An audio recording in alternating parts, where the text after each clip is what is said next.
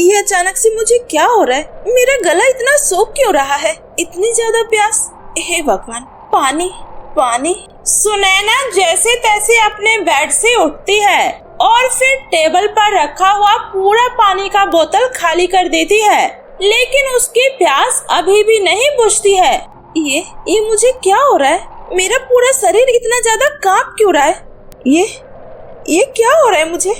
हाय, ये अकरन, मेरे शरीर में इतना दर्द क्यों हो रहा है? क्या हो रहा है मुझे? मेरा सर। सुनैना का सर दर्द के मारे फटने लगता है। सुनैना किसी तरह अपना फोन उठाती है और अपनी दोस्त मोनिका को फोन करती है, लेकिन तभी अचानक से उसके हाथ से फोन जमीन पर गिर जाता है।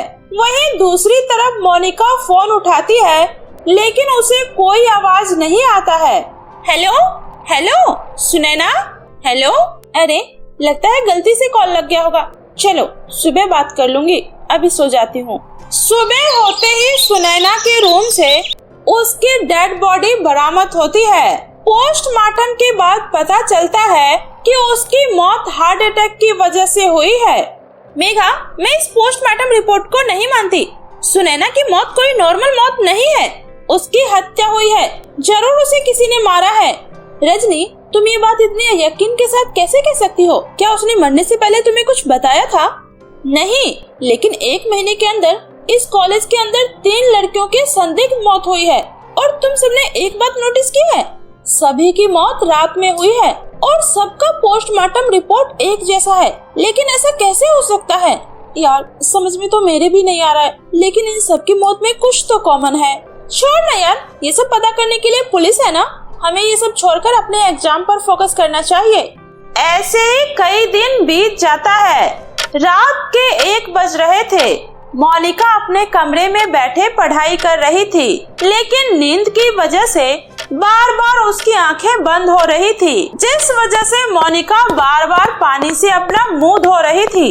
एक काम करती हूँ, कॉफी बनाकर पी लेती हूँ, इससे मुझे नींद नहीं आएगी। मोनिका जैसे ही उठकर किचन में जाती है, उसे ऐसा लगता है किचन में पहले से ही कोई है। कौन है यहाँ? मोनिका लाइट जलाती है, लेकिन वहाँ कोई नहीं होता है। उसके बाद वो कॉफी बनाने के लिए पानी गर्म करती है। तभी अचानक से हवा का तेज झोंका आता है और उसकी गैस अचानक से बुझ जाती है। ये क्या हुआ? गैस कैसे बुझ गई? अभी 2 दिन पहले ही तो मैंने गैस भरवाया था। ओह गॉड, अब क्या करूं? उसके बाद मोनिका निराश मन से सोने के लिए चली जाती है। वो जैसे ही लेटती है, उसके कान में एक अजीब सी आवाज आती है और वो चौंक कर उठ जाती है। ये कैसी आवाज थी?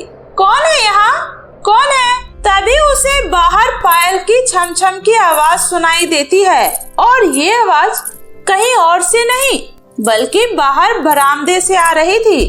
ऐसा लग रहा था जैसे मानो कोई पाँव में घुंघरू पहने बरामदे में इधर से उधर चल रहा हो। मोनिका हिम्मत करके अपने गेट खोलती है, तभी देखती है एक काली परछाई जो साफ नहीं दिख रही थी, वो पायल पहने जा रही है। कौन हो तुम? रुको, कौन हो? लेकिन वो परछाई अचानक से वहाँ से गायब हो जाती है। तभी मोनिका के कानों में किसी के जोर जोर से रोने की आवाज आती है। अरे यार, इतनी रात को इतने जोर जोर से अब यहाँ कौन रो रहा है? जाकर देखती हूँ, शायद कोई प्रॉब्लम हो। वो जैसे ही सामने वाले रूम का दरवाजा खोलती है तो हैरान रह जाती है, क्योंकि रूम में बैठी एक अजीब सी लड़की जोर जोर से रोए जा रही थी। तुम कौन हो और इस तरह इतनी रात को क्यों रो रही हो? मैंने तुम्हें आज से पहले यहाँ कभी नहीं देखा। मेरा नाम चंपा है, मैं कल ही गांव से यहाँ कॉलेज करने आई हूँ। क्या? अच्छा वो सब तो ठीक है, लेकिन पहले तुम ये बताओ, तुम इस वक्त इस तरह से रो क्यों रही हो? वो क्या है ना दीदी, मुझे अपने घर वालों की बहुत याद आ रही है, मैं इसीलिए रो रही हूँ।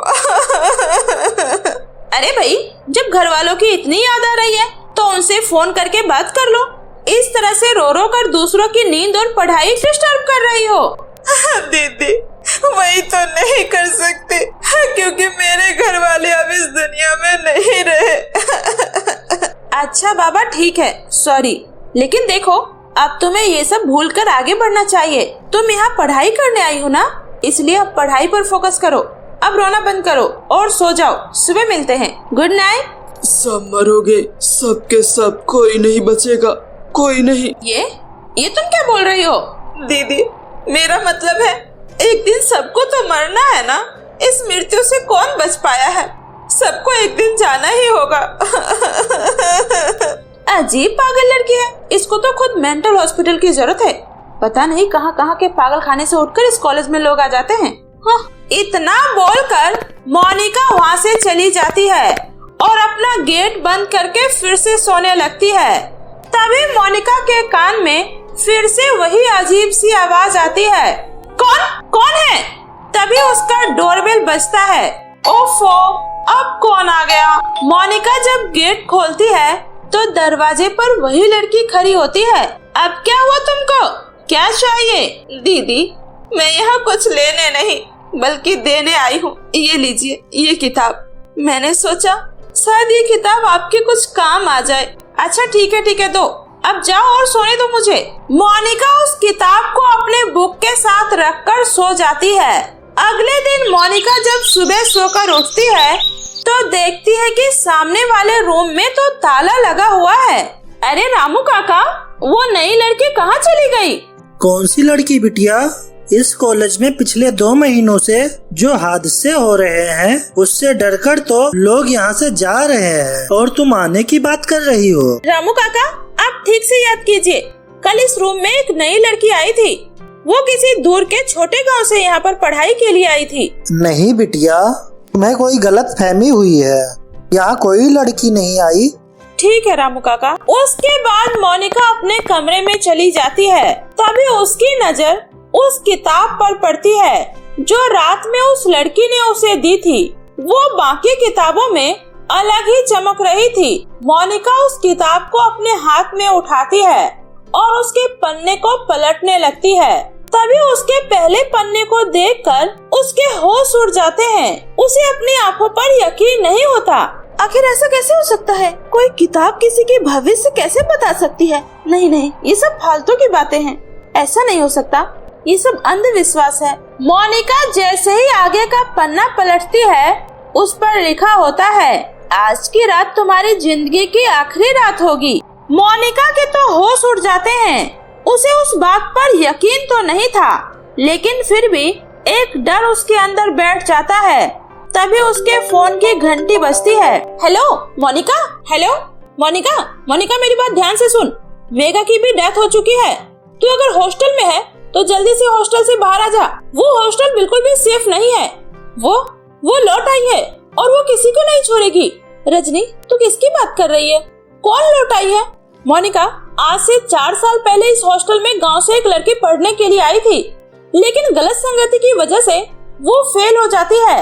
लेकिन एग्जाम पास करके बड़े डॉक्टर बनने का जुनून उसके सर पर इस तरह से सवार होता है कि वो अंधविश्वास की खोखली दुनिया में पूरी तरह से खो जाती है। कुछ ही दिनों में उसे उस कॉलेज से निकाल दिया जाता है और कुछ दिन बाद पता चलता है उस लड़की ने अंधविश्वास में अपने माँ बाप को भी खो दिया।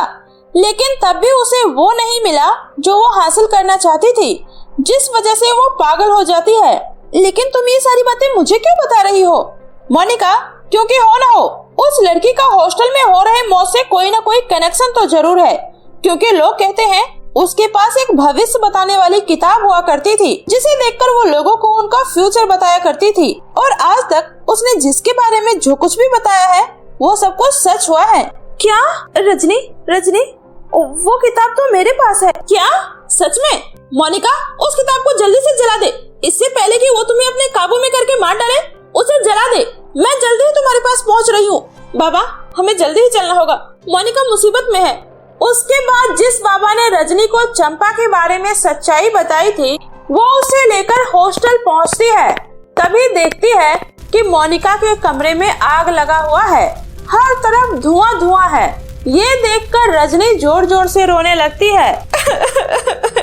बाबा, हमने आने में देर कर दी।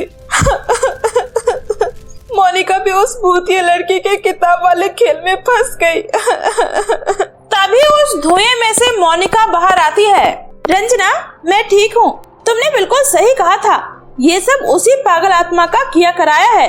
वो कुछ नहीं बन सकी, इस बात का बदला वो इस कॉलेज के हर मेधावी छात्रा से लेना चाहती है, ताकि इस कॉलेज से पढ़कर कोई भी आगे न बढ़ सके। लेकिन मैंने उसे खत्म कर दिया। मैंने उस किताब को जला दिया रजनी।